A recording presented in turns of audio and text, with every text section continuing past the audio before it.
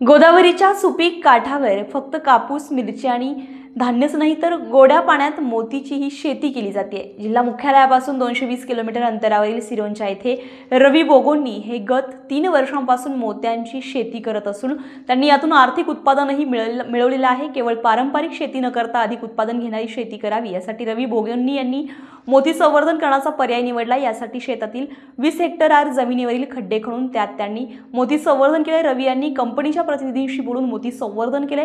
पहिल्या वर्षी त्यांनी 5 लाख रुपयांची गुंतवणूक करावी लागली आहे, तर शिंपल्यांची खरेदी, जाळे यांसह विविध वस्तूंवर त्यांना खर्च आलाय। 15 ते 16 महिन्यात त्यांना दुप्पट उत्पादन मिळाले। कंपनीच्या प्रतिनिधींना पैसे दिले गेले तर मोती लागवडीसाठी आवश्यक असलेले सर्व मोती, जाळी इत्यादी पुरवत आहे।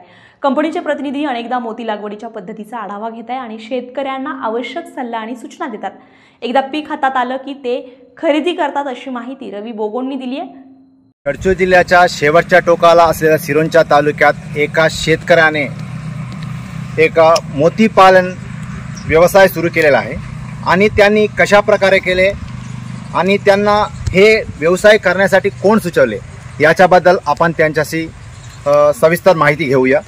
भाऊ, आपलं नाव रवी बोंगोनी, सिरोंचा, आणि मागील मी 12 वर्षापासून मत्स्य व्यवसायात आहोत। मागील 3 वर्षापासून मी मोतीपालन करत आहोत आणि माझ्या मोतीपालनचा हा कार्यक्रम कसा झाला की मागील मी 2016 मध्ये 2017 मध्ये मी भुवनेश्वरला गेलो होतो। खटाक इथं भुवनेश्वरमध्ये सिंबाचं इन्स्टिट्यूट आहे, तिथे त्यांनी आम्हाला ट्रेनिंग दिले।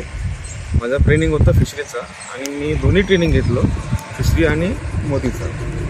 नंतर इथं येऊन पूर्ण मार्केट पाहिलं, मार्केटवर नाही का पूर्ण मार्केटचा अंदाज आपल्याला माहीत नव्हता आणि आम्ही असं यूट्यूबवर आणि बाकी चॅनलमध्ये आम्ही पाहता आम्हाला एक कंपनी भेटला आणि कंपनीसोबत आम्ही कॉन्ट्रॅक्ट फार्मिंग केलो आणि कॉन्ट्रॅक्ट फार्मिंग नंतर आम्ही मागील 3 वर्षापासून सतत एका वर्षाला 12 महिन्याचे कार्यकाळ त्यांचा यांची इस्टिमेट हे असते, कसं त्यांना म्हणजे पूर्ण 100% बॉन्डवर स्टॅम्पवर नाही का ते मागील 3 वर्षापासून जुळून आहे की महिन्याला 12 महिन्याला उत्पादन कसं भेटलं पाहिजे आणि कोणत्या पद्धतीने भेटलं पाहिजे आणि फार्मरला डबल डिजिटमध्ये कसं येणार आहे की कारण मागील आपण पाहिलं तर माननीय नरेंद्र मोदी साहेबांनी जे सांगितलं होतं की फार्मरला डबल डिजिटमध्ये आणावं लागेल आणि या प्रयत्नातून आम्ही या मोतीपालनमध्ये मागील 3 वर्षापासून उत्पादन घेत आहोत। आणि 2023-24 मध्ये मी 5 लाखाचा म्हणजे इन्व्हेस्टमेंट केलं होतं 23 मध्ये, तर 24 मध्ये आम्हाला 10 लाखपर्यंत उत्पादन निघालं आणि नंतर आम्ही 24 मध्ये आम्ही उत्पादन काढलं आणि नंतर आम्ही परत त्याच कंपनीसोबत जोडलो आणि त्या कंपनीसोबत परत आम्ही 7.5 लाखाचं इन्व्हेस्टमेंट घेतलं। नंतर आम्ही 15 लाखाचं उत्पादन घेतलं। आता सध्या आम्ही 15 लाखाचं इन्व्हेस्टमेंट काढलं आणि आता या 1 जानेवारीला त्या संपणार आहेत आणि 1 जानेवारीला आम्हाला ते हार्वेस्टिंग करायसाठी परत ती कंपनी येणार आहेत आणि ते आम्हाला 30 ते 33 लाखाचं उत्पादन निघणार आहे। भाऊ, आपण जे मोतीपालन व्यवसाय करीत आहेत आणि हे किती एकरमध्ये मोतीपालन व्यवसाय करत आहेत आपण?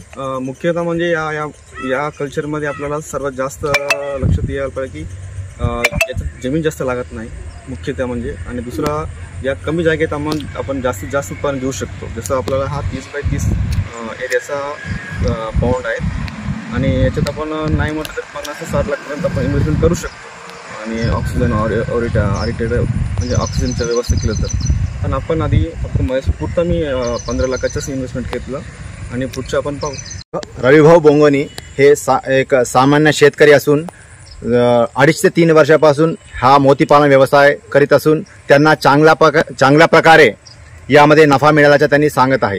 Shyam Bejanwar, star Maharashtra news, Gadchiroli.